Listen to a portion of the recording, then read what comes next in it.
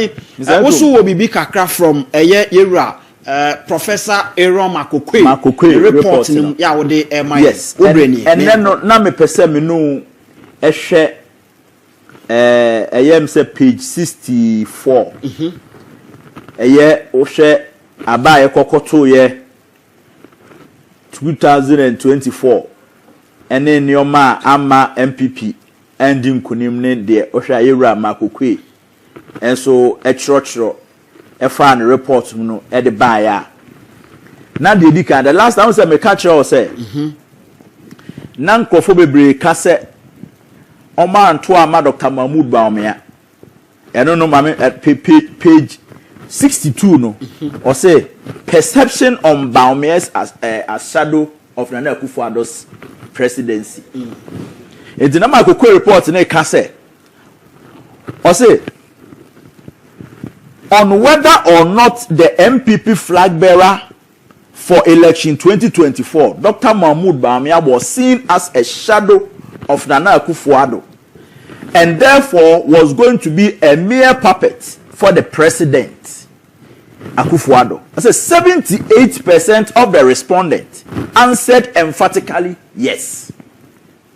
Not just say Ghana ha enipa no 78%. Omo amakoko committee ni no mu din komo no. Emu 78% say. Omo anto aba na ama Dr. Mahmoud Bawumia ana perception na man kofo breso akoto ne say presidency no mu hu ni say Nana Akufo-Addo amamuo no one Dr. Mahmoud Bawumia na enam. Eti se nkofo ani nyina Nana Akufo-Addo ho amo ni nyi Dr. Bawumia so ho. Enti wo ntimi nyina Nana Akufo-Addo nsi nchen fa number 2 ni ma. QuickBooks gives me the superpower to automate my invoices, track expenses, and get paid. Enti no mu hu ni say e ba ne sa de a e de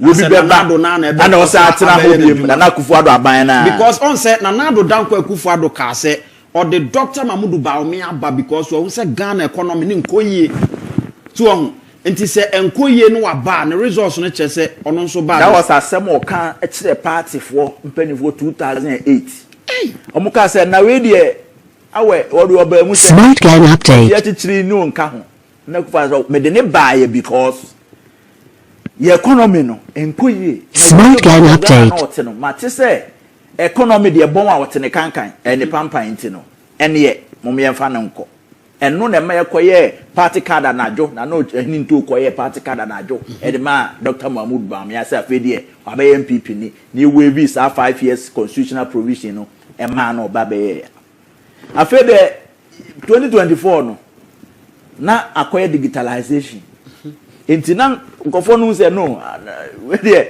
Nana Akufo-Addo kwa osan ba de ya na de yehu ya na ebese hu because economic challenges no o sha report no aha o say my main can be on the economy no okay no ensure because there was an issue and also a pop up on the economy in the Professor Michael Oquaye's report. Mame 1 second per na me hwe this page. Okay, I had Nana Akufo-Addo this page perception of corruption e ho na ebeba ho but the me pese na me de link the American actual no the issue on the economy or say economic hardship. The findings of the study reveal that the economic situation in the country post-COVID affected the outcome of the 2024 presidential general election. All the respondents were of the view that the axiom that take due consideration into your living condition and vote became one of the overriding determinants of the 2024 election outcome. Not just a nipa na sitinam. Yes. The economic hardship, especially in the second term of President Nana Danko Akufo-Addo, no thanks to COVID-19 and Russia-Ukraine war, was hugely affected the electoral fortunes of the MPP. The no person what say economic situations, one almost linking it to post-COVID issues and Russia-Ukraine war. But the general view was that na economy no emunye de. It is economy no emunye de. Na se okofa economic messiah ebe bedi anim na wantumi amoade. Ade na ese ade ne kubiem no sa akoto aba na mai. Yes, akoto aba na. Enti e hono so no according to Professor Oquaye no, the report na kire say a play a bigger role in MPP 2024 defeat no. Na just say ye chire mu ye ma obi ate ase a wakofa focus aba ana o se focus de ono camera pa de onimu papa just say obetimi kura tutu agu ho ahye ne ka e ma bibia ye camera afa focus ba ya camera na o gina chekeke twakra no wantimi anye ni na o se obi esomi mu no obi afrem wa ha camera no so ntimi ye do ba ye camera no ho adwuma na onam no ye kokwa asasa just wantimi anya adwuma no enti next time no how do you defend yourself? Smart Gang Update. Say osan be dem bi that's the point. afa focus ye man kwan no me overall boss camera Smart Gang Update. Yeah, fa lighting kan ho yeah fa sound kan ho camera wantumi anye na hwa page 64 na make am question na Professor Oquaye committee posed, did tribe and religion of flag bearer have any impact? That was the question. Anomubisa respondents. Okay. I say over 68% of the respondents emphatically stated that the tribe of the presidential candidate did affect the fortunes of the MPP general election. However, 42% of the respondents were of the view that Mamprusi-Kusasi conflict negatively affected the party in the general election, especially in the rural farming constituencies where Kusasis and their ethnic association exist in huge numbers. They voted against Dr. Bawumia. Not just Kusasi, any Mamprusi and Tokwano, Enyansunso, a candidate, yes, MPP Koyi in about 2024. Mr. Nkum, some Oquaye report is Saturday came here confirming, Madame Bakwa, many MBA or UPSA. Na ye meet Bako your wedding and the Kuchian. As soon as the catcher man said, Mudia Munim Nase, Musako Papa Weba, or say me chrome. For 6 years in Minko Mikromuda, me tutia NPP because ono oye kusasi ni. No say na oye vice president kwa na dia enema mde mu oye ni no. Ni ansa men me di president. And ye beze be ko ekromu bi mana. So people were of the view that kusasi Mamprusi conflict. And Mr. Nkum here nobody is faulting Dr. Mahmoud Bawumia. Me ti ho ya me ma me fi asante bonwire. Ami papa fi coach nrasi. Enye me na me yes me ko fi nrasi na me ko fi bonwire. Opo. But enne se me no ti we yes bonwire fo ne se bi nrasi fo na se ba bi fo enka. Na se me pese asumdwe ba ho a me wo interest wo sa leadership nu pa. Enna me se me hu ewo mu ntino. Meka se me se nkum da bi. Me kwa me bonwire fo be ka se me ye omo de ya. Ama nkofo wo ha yi aka se bi a me tan wo. Because numbers they are yes, that's numbers the no so better. That's the point. Entino Obianka said Dr. Mahmoud Bawumia ko create conflict. Name ba bi ofinu ene niema bia e cause ntino. E ma bi no feel say power it's against other party. And other party no so power it's against other party. It's ya na ontwe. Now say watching for the sake of peace. That's a say na meso pama because they say Mr. Nkum say wo ye president of Ghana. Na say wo walk to that place. Ubetim ne kusasi ni atena se edidi. Ubetim ne Mamprusi ni atena se edidi. That's the situation as it stands now. Kusasi ni Mamprusi ni demo. And it's a serious thing. That is the conflict. And you know how well as like a Mamprusi can you relate with Kusasi? And then they creating conflict. And nobody should say we are doing any tribal issue. Like we are trying to analyze the issue. Yes, Madina ne adenta for kontokwa. Won't be ni Smart Gang Update. Enye ye. I just told you for be fees legal. Yes. Near who said we neutral. That is all that Smart gang update. telling you. Reports no so no Sabinya Yankwan ye. And all the 30 polling stations that Dr. Mahmoud Bawumia scored 0 in Kusasi dominated one. And typical example ni say when Timi Ankwanko ye campaign. That is what I'm saying. President Kufuor oye kwabiri ni na Kufuor do a oye achimuni no. One 0 for any constituency in the northern part of Ghana. Never.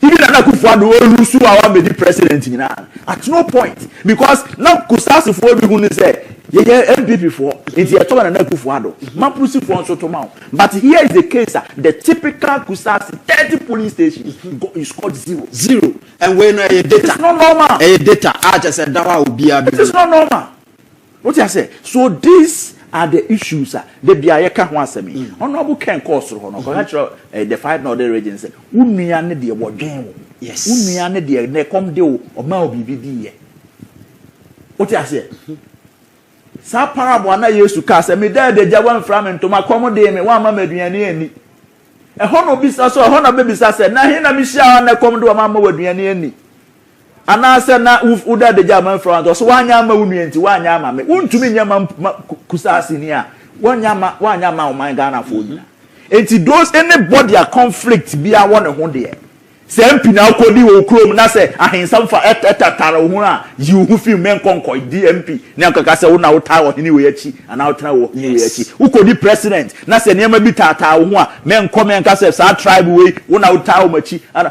wan hwe na da bi obi nsa papa na de abehye wo and asamo mu kan Mr. Nkum affect the northern regions ne pew yes oba kumewu or they say ahafo bono northwest western north the bia Kusasi ne man pusifo aba south omo ye adwuma hwe kokoso ni ade ni nyina no MPP lost all the places and this is serious that effect not trickle down from a soho aba and sadia na she no phone ss de bia me ka say me Dr. Mahmoud Bawumia kama ka say for peace sake me krumu fo kwekekura enti no I don't want to be the president not neutral person embra no ontimi meka wo mum e ma asomwe ne nya adwuma na yemfra abudani ti say the federal na Kufuor atama abudu ni andani fo won tokwe yes now be say na kesese akofa ohene ba akufi one side it's not dey opem so ye na say tutu aba bi o na me bo udi anama akwa me ntumam ono mo timi kosi ano because no ye neutral this clear case of my Oquaye report asema or kafa a man push ne Kusasi for enti say what the sa report we see na so ma party for na o party for o yo papa na so yo una wo say party what you say as say wo ma party ma ehunu wo mo te ase no mo say ja baby ade ni ko ni o na ye wanamon fufuo bi asesi etu a yetimi atu yes so ahu what I say enti eno no kan o say ma memfa we nso so na fe mo hwa ha same page 94 na ankasa no he's talking about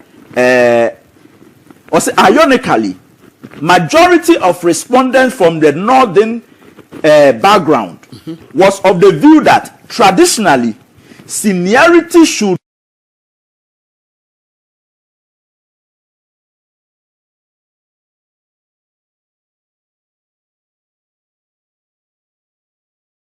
less than Dr. Mahmoud Bawumia. Debi o say de batwi mu a o say debi ano esese ye hwe pani o say san ya ba be hwe o say northern background for na mo no mo di nkomo no obu hu say mo brothers mienu na o race no John Dramani Mahama and Dr. Mahmoud Bawumia bo obu hu say John Dramani Mahama ye pani o san so edi no krema o enti no they chose the older and the honest one among the two. No, enti okay, so sanity dia. Not just nka ye decentralize ba new patriotic party na nka samu kra na. Eze so mo hwe ne amayi. Mr. Nkum. Eze so mo hwe ne amayi. Wait, I come back to come and tell you why Ankofo Bibi wo ho. I want trust issues even with Dr. Mahmoud Bawumia. What I say? Na ni nua nam refeel say Dr. Mahmoud Bawumia campaign or the course ro ho 2024 ne say Munuya ne me, munuya so ne John Mahama. Ba munuya Dr. Mahmoud Bawumia de. Me no mutuma me a me ye rubber president. Metimi akọ 8 years. Ba munuya John Dramani Mahama de mutuma na oye second hand president. Obetimi akọ 1 term pe. Enti muntuma me. What you say? I'm not saying that someone trauma me pa mondi 5 northern regions ni nyina abro. Mojo ma bro because semunya ko tuma joma ama pa Ghana for nsanfa north na mabiem. Yes. Semunya Ghana for north na mabiem dia na mo na maye enti ade na mo ntuma obi obeko 8 years. Na mo kotoma obi 4 years. Otwe ne ho pe na mo ka se hwe. John Dramani Mahama is the senior and the most honest among the two of you. Enti ebeto ama senior nya to ama de odi no credit. That is the reason why I'm a Oquaye report teacher say. Until you use the word ironically. Majority of the respondents from the northern background was of the view that traditionally seniority always should be prioritized, and they consider John Mahama to be the oldest and honest than Dr. Mahmoud Bawumia. Okay. That is the way as a party ma.